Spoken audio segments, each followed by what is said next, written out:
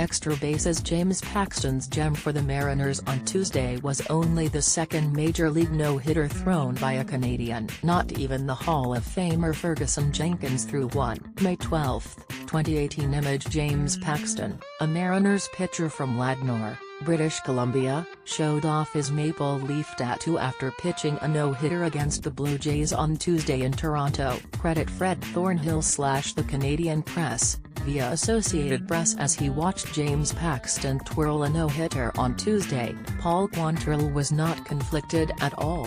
Quantrill works for the Toronto Blue Jays as a special assistant, and he always wants his team to win. But Quantrill is also a Canadian, with the most Major League pitching appearances of anyone born in his country, so he was proud of Paxton, the Seattle Mariners left-hander from Ladnor, British Columbia, who humbled the Blue Jays on 99 dazzling pitches. "He was just lights out," Quantrill said by phone the next day. "He was hitting 100 miles an hour in the 9th inning, so he really had it going on, every pitch, all night. Probability of us making a comeback was looking pretty slim, so I guess if we had to be no-hit, I was happy it was him." Quantrill, a right-hander from London, Ontario, who pitched in 841 games from 1992 to 2005, said he was surprised to learn that only one other Canadian had thrown a no-hitter, Dick Fowler of the 1945 Philadelphia Athletics. The former pitcher Paul Quantrill, who is now a special assistant to the Blue Jays, has the most Major League pitching appearances of anyone born in Canada. Credit Ezra Shaw/Getty Images. "I would have guessed Fergie Jenkins," Quantrill said, "but Jenkins, the only Canadian in the Baseball Hall of Fame, never did it." 49 shutouts, Jenkins said by phone on Wednesday with a laugh. "But with no hitters, you've got to have a bit of luck involved. There's always some good plays, some good circumstances. You've got to consider yourself pretty fortunate to do it." Jenkins threw 2 one-hitters, for the Texas Rangers in 1974 and 1979.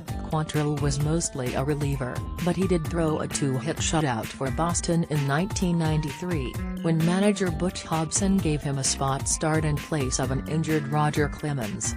"He pulled me off the field and we made an agreement," Quantrill said. "I told him, 'Butch, I'm tired of getting pulled after 5 because you think I can't go. Leave me alone until they start hitting me.' They got 2 hits early and no hits the rest of the game." Fowler was an unlikely predecessor for Paxton. He had not earned a victory in nearly 3 years before blanking the street Louis Browns in the second game of a doubleheader, and he had just been hit hard in 3 relief outings after a long layoff during World War II. "I came out of the Canadian Army and I was hog-fat, at least 35 pounds overweight," Fowler said in 1947, according to an article on the Canadian Baseball Network. "I can honestly say I was never in worse shape in my life." Fowler, whose gem took a tidy 75 minutes, pitched 10 seasons for the A's, with a 66-79 career record. Even so, he ranks 12th on the career wins list among the 129 Canadians who have pitched in the majors. Jenkins's 284 victories are more than twice as many as the second pitcher on the list, Ryan Dempster. "You knew who Fergie Jenkins was, because he's the best we've ever had, but I think like a lot of Canadians, I didn't even follow baseball as a kid, because I was a hockey fan," said Quantrill, who was 49 and pitched at the University of Wisconsin. "When I signed with the Red Sox, I could only name 2 or 3 guys on the team, and that was after going to college in the States." Ferguson Jenkins is the only Canadian in the Baseball Hall of Fame, but he never threw a no-hitter. 49 shutouts, he said. "But with no hitters, you've got to have a bit of luck involved." Credit Brian Snyder/Reuters. Jenkins, who was from Chatham, Kent, Ontario, did not pitch until he was 16 years old. In the winters, he learned to perfect his command by throwing twice a week through movable strings at a local gymnasium. He became the first pitcher to finish his career with more than 3,000 strikeouts and fewer than 1,000 walks, a list that has since added Greg Maddux, Pedro Martinez, and Curt Schilling. Jenkins also threw 267 complete games in a career that stretched from 1965 to 1983. Paxton, a 6-year veteran, had never thrown a complete game before his no-hitter. "You can be pitching a no-hitter, but now, after 100 pitches, you're pretty much gone," Jenkins said. "Game has changed. The structure now is around the bullpen.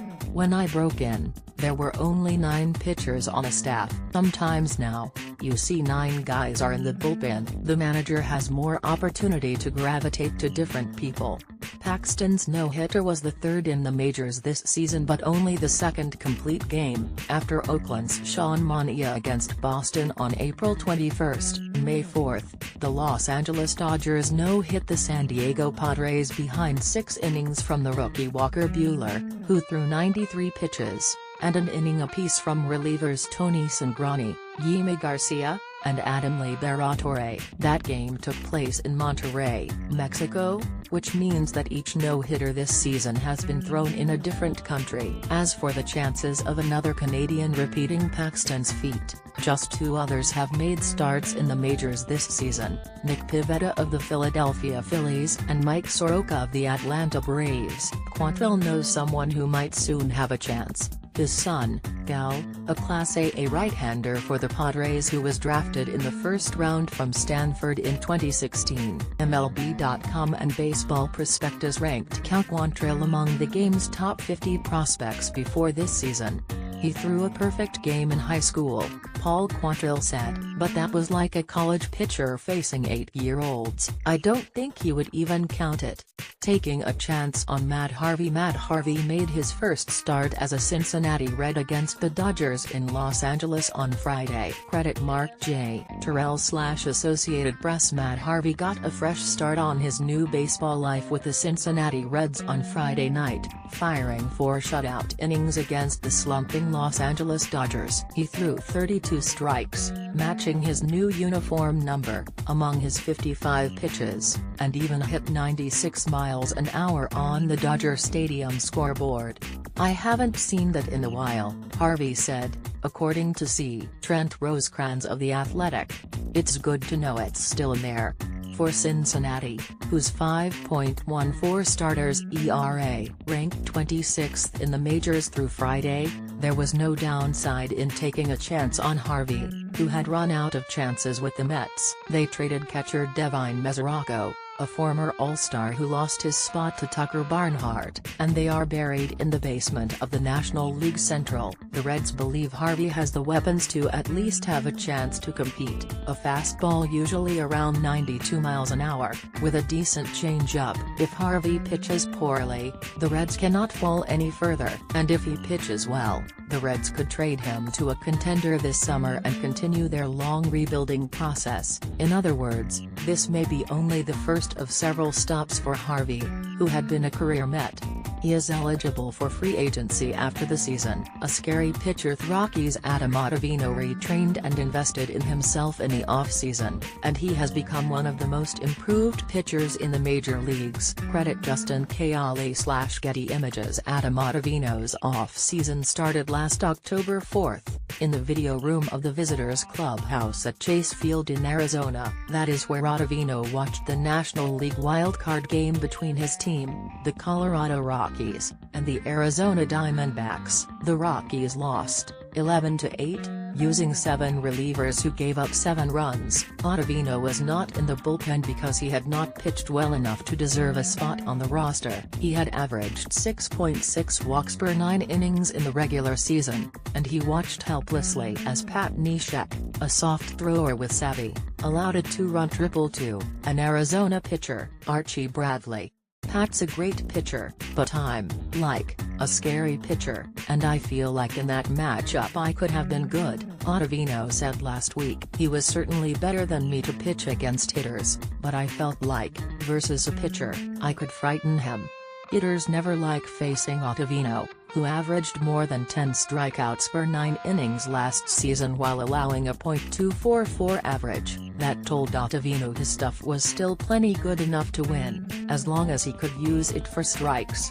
"If I can flip the count, I feel like I'm one of the best pitchers in the world with 2 strikes, Ottavino said, so I just wanted to get to that scenario as much as I could. To do it, Ottavino traveled to Seattle last fall and spent a week at the Driveline Pitching Complex, where high-speed cameras gave instant feedback on ways to improve his mechanics. He also designed a new pitch there, a cutter slider at around 86 miles an hour to fill in the gap between his 94 miles per hour fastball and 81 miles per hour slurve. I needed to have a little more direction of what to practice, Ottavino said. You only have so much practice time as a pitcher, you want to make sure you're doing it right, you can't throw all day. With a new foundation for how to work and what to emphasize, Ottavino returned home to New York, where he graduated from Berkeley Carroll School in Brooklyn in 2003, needing a place to throw. He used a vacant storefront between West 124th and 125th Streets on Nicholas Avenue in Harlem, between a Dollar Tree and a Chuck E. Cheese's, as Fangraphs noted. Owned by his father-in-law, Ottavino, 32, had purchased high-speed camera equipment for $18,000, and installed it there to capture the precise spin of his pitches. He also retrained his motor skills by practicing a drill he learned at Driveline, throwing a heavy ball, a light ball and a regular ball. Command is really all feel of release point, Ottavino said. When you're a kid, you throw tennis balls, you throw footballs, you throw dodgeballs, and it kind of just develops naturally. And then one day you become a pitcher and you only throw one thing for a really long time, and that feel starts to diminish a little bit. Add it all up, and Ottavino has become one of baseball's most improved pitchers. Entering a weekend series with the Milwaukee Brewers, he had a 1.35 earned run average, with 35 strikeouts and just 6 hits allowed in 20 innings. He had also cut his walk rate in half, to 3.2 per 9 innings, and, according to StatCast, he had the best spin rate for off-speed pitches in the National League through Wednesday. For Ottavino, who attended Northeastern, the curiosity to learn more about his craft, and the willingness to spend for his own equipment, could have a big payoff in free agency next winter. The resources now, it's off the charts, for the modern-day athlete. That's football, basketball, golf, you name it. Rockies manager Bud Black said, "It takes the right guy to be able to utilize this stuff. It's not for everybody. But for Adam, whose mind works in an analytical, processed, highly intelligent way, he can use this stuff, and it's great." Davey Johnson. In another chapter, Davey Johnson, 75, who last managed a team, the Nationals, in 2013, still watches baseball every day and has a memoir out. Credit Barton Silverman / The New York Times. Only 5 managers in baseball history had more victories and a higher winning percentage than Davey Johnson, who was 1,372 to 1,071 for a .562 winning percentage in 5 stops from 1984 to 2013. All 5 are in the Hall of Fame, but Johnson is not. He said it did not bother him. "I feel comfortable that I was a good influence on everybody I had and I didn't abuse anybody and shorten their career," Johnson said. Johnson is 75 now, retired and living in Florida, and his memoir, Davey Johnson, My Wild Ride in Baseball and Beyond, was published this month by Triumph Books. He said he watched baseball every day, paying close attention to his former teams, including the last one he managed, the Washington Nationals. That means he sees a lot of Steven Strasburg, the right-hander who led the NL in innings pitched, with 53 2/3, through Wednesday. When Johnson talks about protecting his players, he can take some pride in Strasburg's success. Strasburg, 29, is a 3-time All-Star with a $175 million contract in the prime of his career, seemingly validating the Nationals' infamous decision to shut him down in September 2012, before the playoffs. Strasburg had gone 15-6. But the Nationals were cautious with him in his first full season after Tommy John surgery. They lost in the division series that fall, and while they have won 3 more division titles under general manager Mike Rizzo, they have never escaped the first round. Johnson still laments the Strasburg decision. "The arm is a wonderful thing," he said. "It's kind of like the legs, the more you use them, the stronger they get." In pitching, consistent throwing patterns build strong, solid muscles. Johnson, who spent most of his playing career with Baltimore, said the Orioles' major league coaches believed pitchers should throw for 15 minutes every day. But, he said, a minor league coach, Harry Breckin, who was nicknamed the Cat, felt the opposite. "He babied pitchers, and they all fell apart," Johnson said. "So I really believe that the more you stay on regular work, the less chance you have of injury." Now, doctors can come up and say things, really, to protect themselves. The manager and the pitching coach know how to protect a guy, but if the general manager and the team doctors say, "Shut him down," I don't have any decision on that. I have to shut him down. I didn't agree with it, but I shut him down. The best young pitcher Johnson ever managed, Dwight Gooden, worked 770 and 2/3 innings in his first 3 seasons, including the postseason, before turning 22 years old. Gooden never pitched 200 innings in a season after turning 29, but Johnson said that a change in mechanics, and Gooden's substance abuse issues, caused his decline. He could say no, but he didn't know how to back it up. Johnson said, "I thought a good influence on him would have been Kevin Mitchell because Mitchell was a tough guy, and he knew how to say no." The Mets traded Mitchell to San Diego, over Johnson's objections. Shortly after winning the 1986 World Series, they got a productive hitter, Kevin McReynolds, in return, but Mitchell led the San Francisco Giants to the World Series in 1989. The Mets did not return until 2000, after they had gone through 4 more full-time managers. Johnson managed the Mets from 1984 to May 1990, and still recalls those days fondly. His brash, confident style, he said, was ideal for the New York media market. "I used to love doing a radio show," Johnson said. "I would know what the fans were thinking, and then I could tell them why they were